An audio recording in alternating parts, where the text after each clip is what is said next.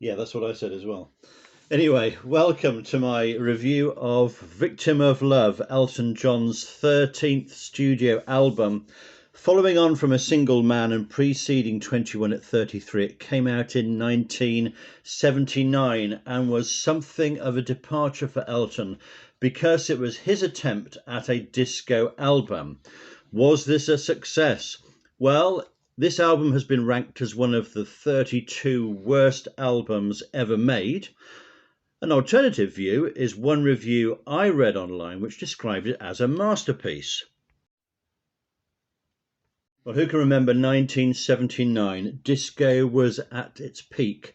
Well, Elton was approached by somebody called Pete Bellotte, who seemed to have a pretty good pedigree in this area. He'd worked with Donna Summer, Tina Turner and Cliff Richard at different stages in his career.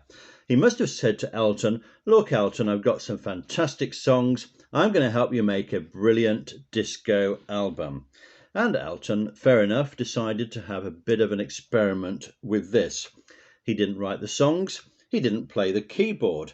There was no Bernie Taupin in sight. No original band members. In fact, Elton flew in and recorded all the songs in one day. And one wonders at what point during the 8-hour recording session did he realise that a turkey was coming into land. Well, anyway, what do we think of this album? Well, I'm going to give you my track-by-track breakdown, but also at the end of this video, I'm going to suggest a way in which this album can be rescued. There is a way out. There is a way back for this collection of songs. Let's just have a look at the album artwork here.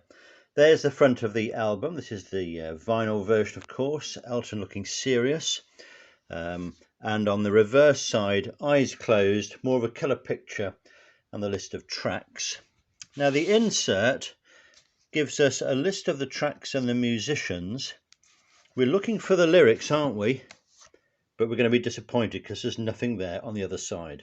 Now, this collection gives us only 7 tracks of music, only 36 minutes of music, and of course, as I mentioned already, there's no lyric sheet involved in here. Why is that?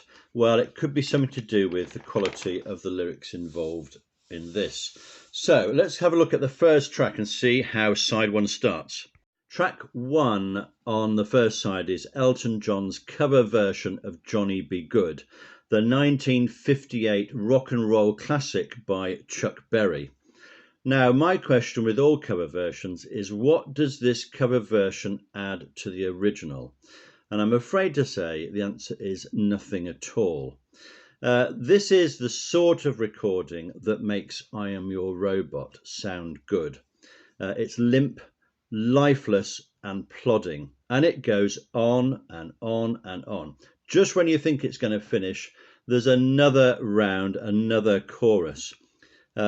Elizabeth Rosenthal, in her book on Elton John, calls this the album's only charm with a virile vocal. Well, you might have a different view to that, or you might agree with her. Anyway, this is 8 minutes of your life you're never going to get back. And although this was the second single, of course it wasn't a success. Really, this is one of Elton's, unfortunately, worst ever recordings. So we're going to give this 1 out of 10. Track 2 is called Warm Love in a Cold World. This took 3 people to write it, and you wondered how they actually divided up the jobs there. Was it 2 on lyrics, 1 on the melody, or maybe the other way around? Interesting, when you have a committee writing a song, does that actually lead to a good product or not? There's a very pedestrian drum beat all the way through, and listen to some of these lyrics. City boy, city girl, arm in arm, in our city world. Well, you know, it's not exactly Bernie Taupin's style or quality of vocal, is it? Nothing really going on below the surface here.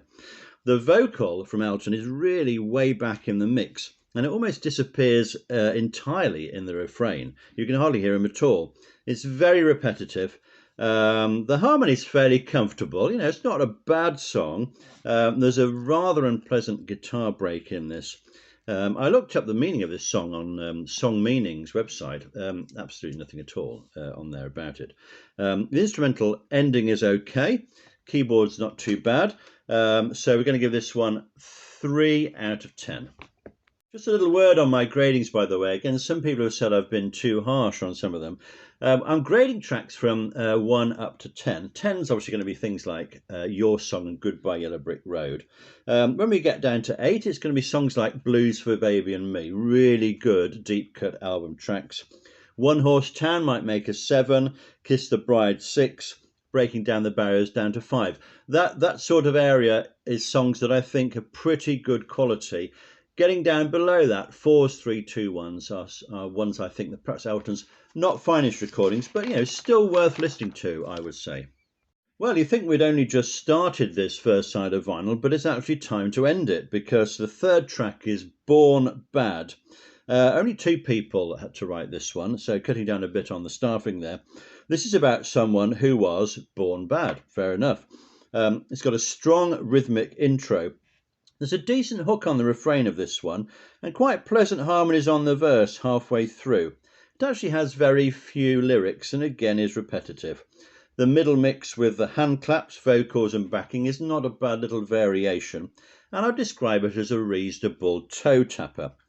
Disco dancers would certainly be exhausted by the end of this first side of vinyl, because they haven't really had a chance to sit down, because all the tracks run into each other. So Born Bad, we're going to give this one a 4 out of 10. Now, when we tot up those marks for the first side, remember that some of my previous reviews have had marks of 35 or above for one side of vinyl. This one just scores 8. Well, draw your own conclusions about that. Side 2 opens with track 4, Thunder in the Night. Some little reminders here of the Bee Gees song Tragedy when you listen to this one, which by coincidence came out in the same year. Again, the vocal here is barely audible, way back in the mix on this one. This is about a woman leaving a man. And get these lyrics on the refrain here: thunder in the night again. It's a bit of a dumb lyric, this one. There's some funky guitar work on it. And again, I can't find anybody online trying to interpret the lyrics of this one. It's okay, and it's 4 out of 10. Track 5 is Spotlight, and again, another committee of 3 had to write this one. This is about a nightlife dancing contest, but this track is no dancing queen. Let's catch up on some of those lyrics. Right now, I'm just another guy. I don't mean nothing to them, but when they see me dance, there's a guitar lick in it, which is a little bit like the nursery rhyme 3 Blind Mice, and is not pleasant to the ear. So this is a real stinker of a track, really, and it's going to rank with Elton's very worst, unfortunately. Just a 1 out of 10 on this one. Track 6 is called Street Boogie. Again, 3 writers for this one. The refrain has got quite a pleasant hook on this, actually. It's about playing music in the street, as much as we can interpret these lyrics.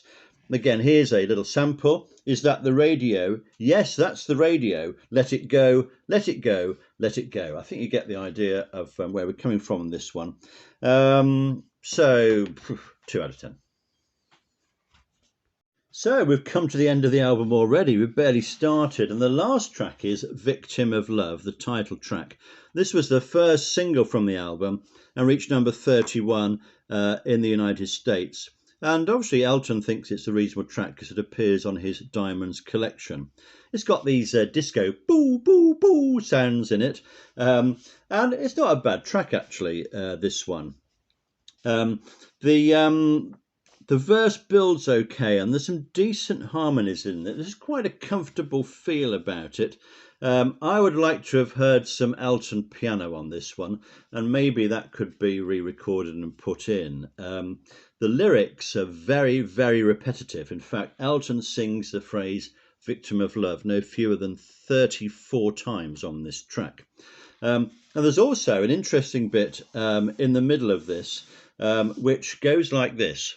Is this a game? Are you playing? Will I be losing you? which sounds a little bit like this. Tell her I'm sorry, tell her I need my baby, which comes from Charlie Rich's 1974 song, Hey, Have You Seen the Most Beautiful Girl in the World? Probably just a coincidence. Of course, all of us songwriters find those things happening. Anyway, this is the standout track on the album, and we're going to give it 6 out of 10. So the total for side 2 is 13 marks altogether, giving us a total for the whole album of 21 marks for 7 tracks. Now, if you're good at your maths, you will be able to work out that that's 3 marks per track. And we'll see how that compares with Elton's other albums in just a moment. But I want to have a word about how we could improve or save this album. Now, what I'm suggesting is that we add some other disco type tracks that Elton has recorded. For instance, if we opened up the album with Philadelphia Freedom instead of Johnny Be Good, that would give it a good lift already. If we took out the track Spotlight, which is pretty awful, and inserted Nobody Wins from the Fox, I know that's appeared later on Elton's albums, but again, another disco feel track, one of my favourite tracks actually, Nobody Wins. Also, we had On to the End, Are You Ready for Love, and Mama Can't Buy You Love from the Tom Bell sessions. Again, 2 pretty good tracks. So now we've got 4 extra tracks and 5 from the original Victim of Love album, which we can mix in with them. And suddenly this is not a bad collection of music. So Elton, if you're watching, and I know you're a big fan, perhaps if you want to re-release this, I would certainly buy that collection on CD. Now let's have a look at my ranking of the album so far. So let's have a look at the tracks first of all. And I've now reviewed 12 albums. And as you can see, Don't Shoot Me and Goodbye Yellow Brick Road right at the top there, supplying the songs Skyline Pigeon and Goodbye Yellow Brick Road. Those are my top 2 songs at the moment. Nothing from Victim of Love appearing right at the top there. But when we get to the bottom of the league here, you can see Victim of Love supplying a few tracks there. The Street Boogie there getting 2, and Johnny Be Good just on 1, and one of those 5 worst tracks so far I've encountered. So let's now have a look at the album rankings. I've reviewed 12 albums so far, and perhaps no surprise, Victim of Love coming in there at 12th place, just 3 marks per track on average. Goodbye Yellow Brick Road out there in the lead, followed by Don't Shoot Me and Madman. 3 absolutely fantastic albums right at the top. Now I've just started a new ranking here. These are my top tracks so far, put in order. So within each category, I've ranked them as well. So Skyline Pigeon piano version is my most favourite song so far, followed by Goodbye Yellow Brick Road, Harmony, Leave On, and Indian Sunset. Those are my top 5 tracks so far, all brilliant songs, as you can see. And then I'm coming down there. I think this is, I've just done, just ranked the ones down to 8 out of 10. Some brilliant tracks in there, aren't they? Look at that, Blues for Baby and Me, Just Like Belgium, Crazy Water, Nobody Wins, Legal Boys. Some great tracks there, and I'm going to constantly be changing these so I eventually end up with a ranking of my favourite 100 Elton John tracks. So that's it from me. Thanks for watching. I would appreciate your views in the comments below on this album. Do you like it? Have I been fair or unfair to it? I welcome your comments. I've had my say. Now you can have yours. Thanks for watching. Please subscribe if you'd like to hear about more of my videos. Next is going to be A Single Man, one of my most favourite Elton John albums. So see you soon. Don't forget, we're still standing.